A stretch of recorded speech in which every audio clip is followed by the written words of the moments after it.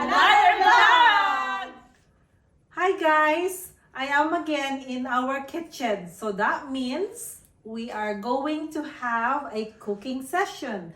This time, I'm going to show you how to cook the native adobo. Yes, I'm calling it a native adobo because, you know, it is a menu where the Philippines is known of. And my children are asking me to do this video so that they can share it and they can follow it when they are cooking also while they are away from me. Okay guys, so I'm just going to show you the ingredients that I'm going to use to cook adobo. As I always say, my favorite is chicken, and it's chicken wings that I like. So I'm going to use chicken wings. We need garlic, but I'm going to use only half of this. 2 onions, a chili because I always love my food to be a little bit of spicy. And then we need pepper, vinegar, and then soy sauce. So those are the main ingredients that you need to cook adobo. Guys, there are some people that they want to add vegetables in their adobo. Most people that I've seen who is adding vegetables, they are using potato or patatas or aubergine or talong.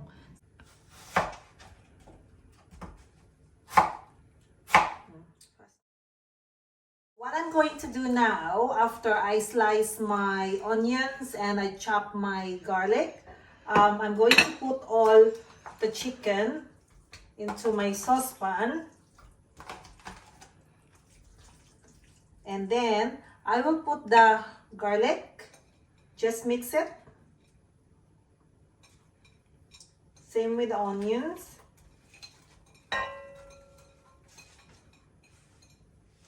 Okay, so I have mixed the chicken already, chicken, onion, and garlic. And then I will put all the pepper and soy sauce.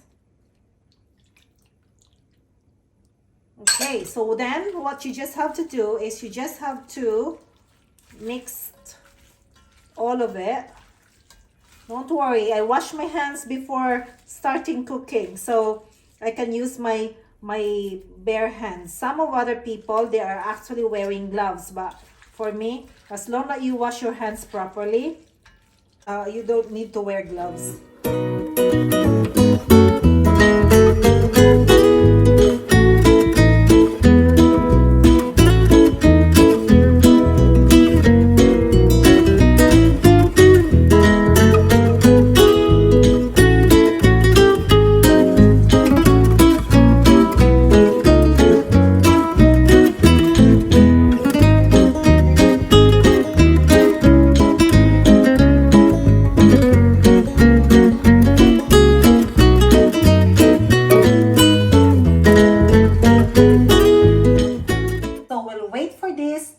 Boil and for the chicken to cook, and then we'll get back to you.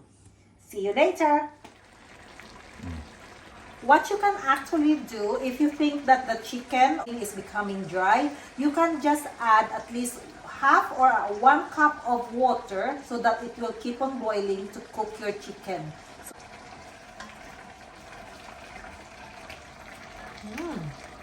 Ang bango na niya.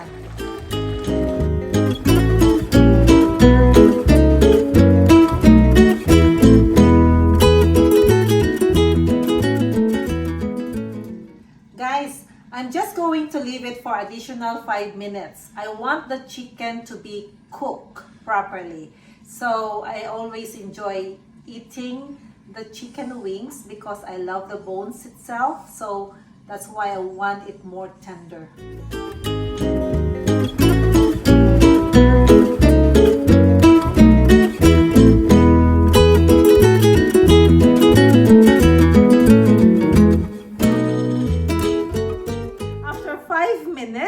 I'm going to open it now, and I'm going to add the vinegar. When you are adding the vinegar, refrain from mixing everything. So I'm adding about 100 ml of vinegar. And I will just leave it boiling. I'll try to cover it first. Okay? So hintayin po natin na maluto yung yung suka. We'll wait until the vinegar is cooked. So maybe it's about 2 minutes to 3 minutes. After that, we can open it, we can mix it, and taste it. How would you know if the vinegar is cooked? So, as soon as you put it into the mixture, it is actually very strong smelly of vinegar. And then you just have to leave it for 2 minutes to 5 minutes boiling. And then, you will notice that the smell of the vinegar becomes lesser and lesser. And that means your vinegar is cooked. Adobo is very easy to cook. Yes, there's a lot of our colleagues at work, friends who are not from the Philippines asking how to cook adobo. This time they can watch my YouTube and they can follow how I cook the adobo. So again, I'm telling everyone, or I'm telling you, it's an option for you to add vegetable if you like. You can use aubergine or you can use potato, but it's up to you. Right, 3 minutes after I added the vinegar, I am now going to try if the taste is good enough for me. Right, so we'll see. Oops.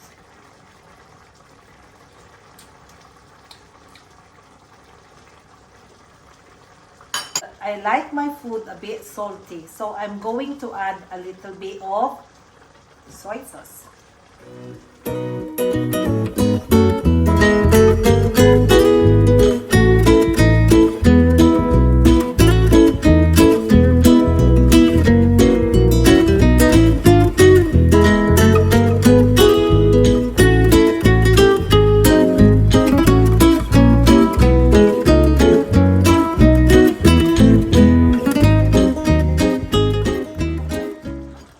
As you can see, after I added 1 tablespoon of soy sauce, the color has changed and it looks a lot better.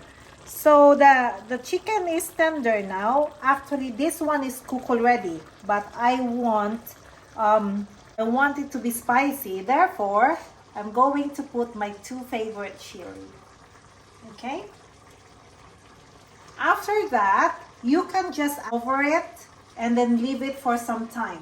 This is the secret about the adobo. The more the adobo stays, the tastier.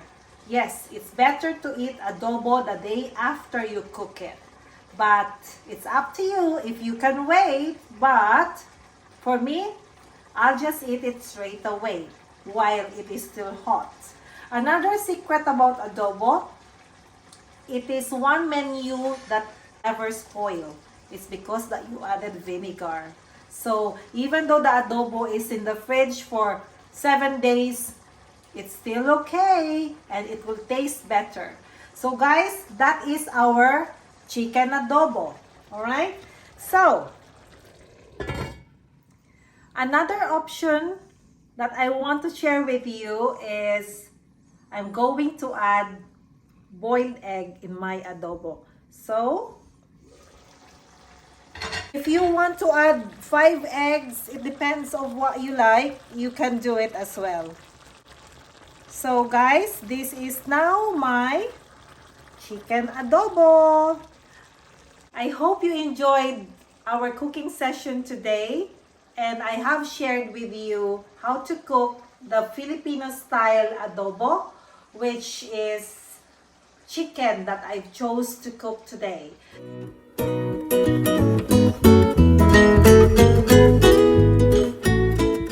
I hope you enjoy watching our video and nag-enjoy po kayo sa pagluluto ng chicken adobo. Let's recap kung ano po yung mga ginamit nating ingredients. We use chicken, onion, garlic, pepper, vinegar, soy sauce, and a bit of water. And then you've got the option of using vegetables like potato and aubergine. And again, you can add egg if you are using chicken as your main ingredient for the adobo. You can try to cook this chicken adobo and share it with your family. Guys, once again, thank you so much, and I will see you on my next vlog. Bye!